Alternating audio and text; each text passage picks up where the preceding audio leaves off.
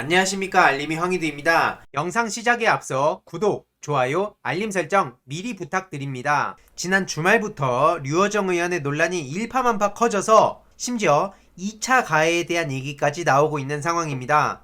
류호정 의원실의 면직 비서는 류호정을 믿었는데 또 배신을 당했다고 방금 전 오후에 입장을 밝혔는데요. 한마디로 비서 부당해고 논란에 대해서 진상조사와 재발 방지를 약속한 지 반나절도 지나지 않아서 해고를 당한 당사자가 또 한 번 배신감을 느꼈다면서 류호정 의원을 비판하는 글을 올린 겁니다. 허탈하다는 입장을 밝히며 이제는 모두 앞에서 시시비비를 정확히 가리겠다고 입장을 밝혔는데요. 본인 페이스북을 통해 배신감을 넘어 참혹하고 스스로 멍청했다는 생각이 든다라고 적었다고 합니다. 특히 중요한 것은 이 비서는 류호정 의원 측이 본인에게 2차 가해를 했다는 내용의 글을 올렸는데요. 앞서 말씀드렸듯이 해명과 사과, 당 차원의 진상조사를 믿고 기다렸는데 오히려 류호정 의원 측이 본인을 음해하고 책임을 전가하려고 한다는 게 설명입니다.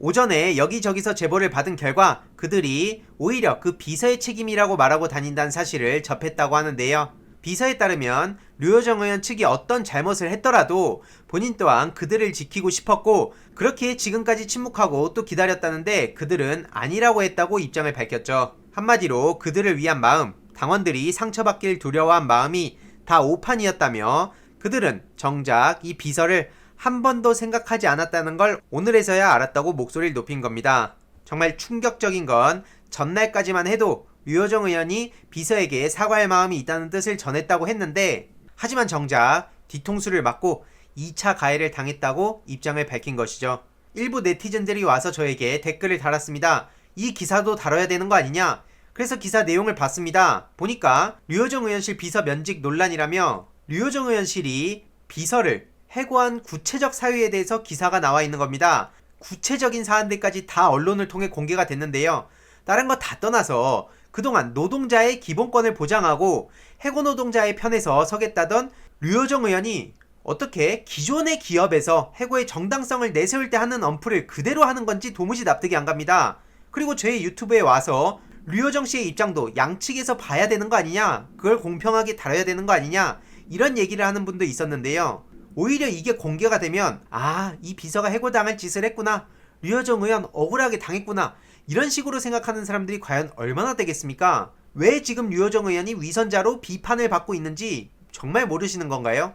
제가 그 내용들을 차마 다 다룰 수도 없는 게 한마디로 졸지에 그 해고당한 직원을 말도 안 되는 짓을 한 사람으로 만들어놨습니다. 다른 거 다 떠나서 여태까지 이런 식으로 언플하는 걸 2차 가해라고 그렇게 비난의 화살을 쐈는데 정작 본인들이 급해지니까 똑같은 방식으로 해당 비서가 잘못해서 잘릴 만한 이유가 있었다, 이런 식으로 얘기를 하면서 해고 노동자의 편에 서겠다는 말 함부로 해선 안 되는 거죠. 말이 안 되는 거 아닙니까?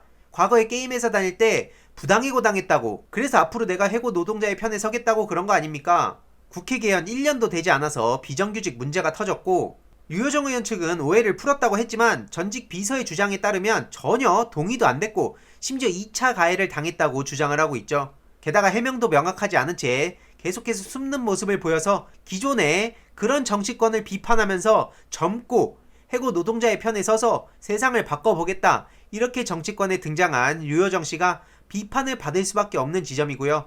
저도 여성 그리고 청년 정치인 더 많아져야 된다고 생각합니다. 제가 왜 굳이 류호정 의원한테 이렇게 비판을 하겠습니까? 그동안 본인들이 그렇게 비판해오던 모습을 고스란히 답습하고 있으면서 겉으로는 진보 정치를 외치고 있기에 비판을 받는 거죠. 여러모로 노동의제를 정치 아이템으로만 소비하는 게 아니냐, 이런 비판을 피할 수 없는 상황이 됐고요. 새 아이의 엄마로서 다른 일자리를 얻을 시간을 달라고 했지만 거절당했다고 이렇게 주장을 했는데 당연히 이게 보좌진을 끝까지 데리고 가지 않았다, 이런 걸로 비판을 하는 게 아닙니다. 일을 하다 보면 사정이 생길 수도 있는 거고 안 맞을 수도 있는 거죠. 그러면 적어도 다른 의원실처럼 시간을 주고 다른 일자리를 얻거나 다른 의원실로 소개하거나 그래야 되는 거 아닙니까? 그런데 이 새 아이의 엄마를 지금 류호정 의원 측은 어떻게 대하고 있습니까? 그간 소통 능력과 탈권위적인 모습을 강조하고 특히 해고 노동자의 편에 서겠다는 모습과는 상충되는 모습으로 많은 비판을 받고 있는데요. 추가적인 소식 꾸준히 전해드릴 예정이고요. 또 다음 소식인데요. 국민의힘이 가덕신공항을 적극 지지한다면서 갑자기 한일 해저 터널 얘기를 갖고 와서 역풍을 제대로 맞았습니다. 역시 친일 본색 드러내는구나. 한일 해저 터널? 도저히 납득할 수 없다. 이런 거야말로 이적행위 아니냐? 이런 비판을 받을 수밖에 없는 상황이죠. 이적행위라고 했다가 게다가 이명박근혜 정부 때 계획들이 드러나면서 국민의힘이 많은 비판을 받았는데 민주당에서는 사과 유무 관계없이 이적행위 황당망언한 김종인에 반드시 법적 책임을 묻겠다는 입장도 밝혔었죠. 오죽하면 문재인 대통령 또한 구시대 정치로 대립을 부추긴다며 이런 야당의 원전 의혹에 대해서 강하게 비판을 했습니다. 굉장히 이례적인 경우죠. 구시대의 유물 같은 정치로 대립을 부추기며 정치를 후퇴시키지 말길 바란다고 이례적인 정면 비판을 했습니다. 이건 애초에 터무니없는 색깔론이고 국민을 혹세무민하는 정말 터무니없는 선동에 불과한 거죠. 언제까지 북풍입니까 도대체? 많은 시민들 또한 국민의힘에 엄청난 비판을 하고 있는 상황이고요. 역풍 제대로 맞았죠. 이인영 통일부 장관 또한 북한 원전론이 분명히 없다. 오전에 뉴스공장에 출연해서 긴급 검토해봤지만 원전에 원자도 없었다라고 단호하게 입장을 밝히기도 했고요.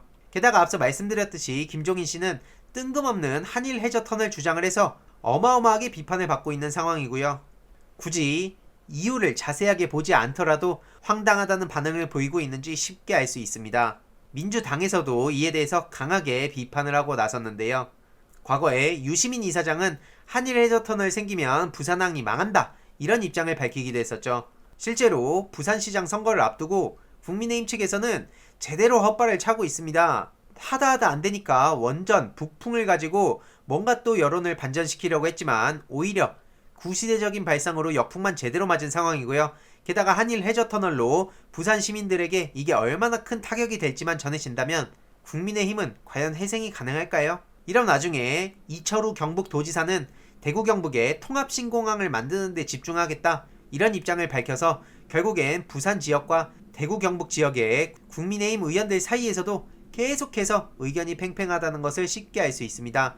부산 지역의 국회의원들, 특히 국민의힘 의원들이 진정성이 있다면 당연히 대구 경북 지역의 의원들한테도 설득을 해야 되는 거 아닙니까?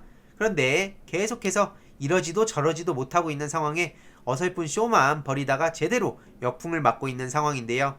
추가적으로 류호정 정의당 의원과 더불어서 국민의힘 그리고 김종인 위원장의 근황까지도 틈틈이 계속해서 전해드리도록 하겠습니다. 무엇보다도 개인적으로 정말 존경하고 그리운 노회찬 전 의원님을 떠올렸을 때 오늘날 정의당의 이런 빠른 몰락이 너무나 가슴 아프면서도 현실적으로는 비판을 도저히 피할 수도 없겠다는 생각이 듭니다. 앞으로도 꾸준히 목소리 내도록 하겠습니다. 요즘 따라 노회찬 전 의원님이 너무나 그리워지네요. 이번 내용도 유익했다면 구독, 좋아요, 알림 설정, 멤버십 가입 정말 큰 힘이 된다는 점 말씀드리고 싶습니다. 이번 내용도 주위에 널리 공유 부탁드립니다.